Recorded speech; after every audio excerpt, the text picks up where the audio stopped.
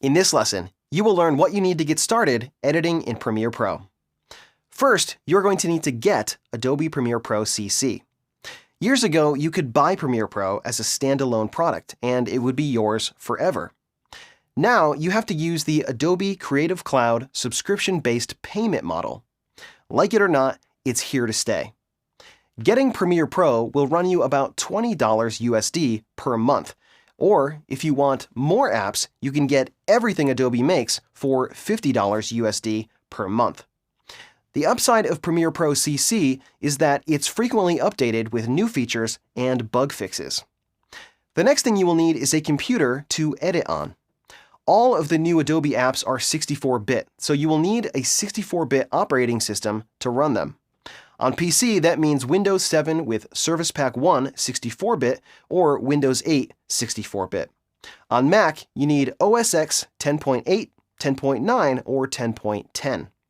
For hardware, you're going to need a little bit of horsepower.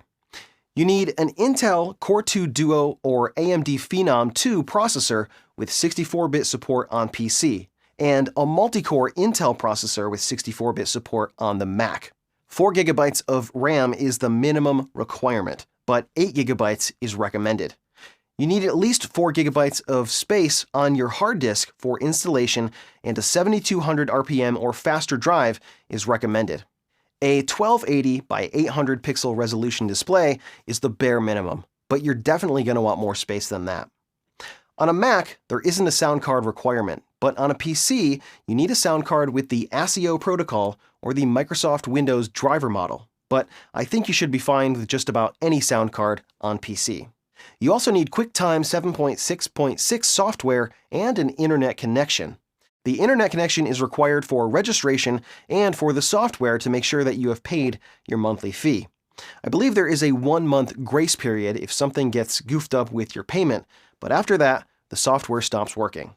Finally, if you want to use any of the GPU-accelerated features, and you definitely do, you're going to need an Adobe-certified GPU card with at least 1 GB of virtual RAM. Those are the basic requirements to get you going, but you will probably want more firepower at your disposal. CPU speeds will help with the real-time playback of your files and exporting your projects, so more cores and faster speeds will help. For RAM, more is always better. This is especially true if you are using Premiere with After Effects, Encore, Prelude, Media Encoder, or Photoshop simultaneously. All of these apps share the same memory pool, so if you have too little RAM, your performance will be crippled.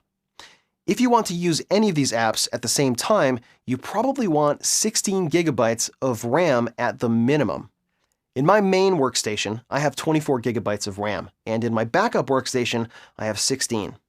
3 years ago, when I built my main workstation, the Intel i9-70 6-core CPU and 24 GB of RAM was the most I could stuff into my computer without jumping up the cost by 3 or 4 times. It was the sweet spot for performance and price, so that's what I went with. 6 months later, this was a different story, but that's how these things work.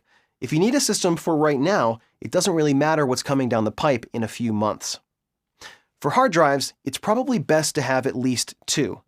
One for your operating system and apps, and the other to put your project files, media, preview files, and exports on. As you add additional drives, you can start moving things around to optimize your data flow. For example, if you had 3 drives, you might want to put your OS and apps on the first, media and project files on the second, and preview files, media cache, and exports on the third. This way, when you go to export your projects, you will be pulling the assets from one drive and writing the rendered video files to another, which will speed things up. SSDs are super fast and great to have, but you might want to reserve those for areas where you need the most speed, like your main OS drive and your media cache drive. If you can put your media assets on an SSD, that would be even faster, but video media is gigantic, and that isn't always an option. Just to give you an example, the media files for this course that you are watching right now are somewhere around 170 GB. Once you get a few projects under your belt, the storage of your media assets starts to become an important thing to manage. If you edit video long enough, you're going to have to start juggling projects from internal to external storage. But this can be as simple as using a hard drive dock and a bunch of drives. To take advantage of some of the recent speed improvements in Premiere, you should also have a GPU that will work with Premiere's GPU-accelerated features.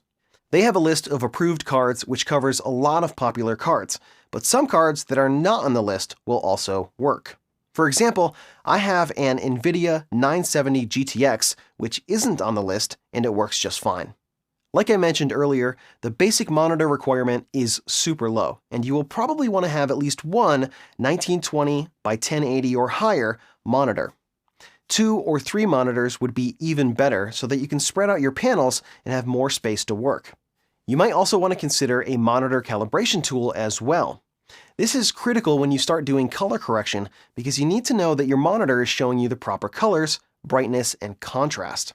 A basic calibration device starts at around $100 USD, and if you have multiple monitors and you want them to match, look for a unit that has that feature as well. Another important aspect of editing is audio. It isn't listed anywhere in the requirements, but you should have a decent pair of audio monitors and headphones to use when you're editing.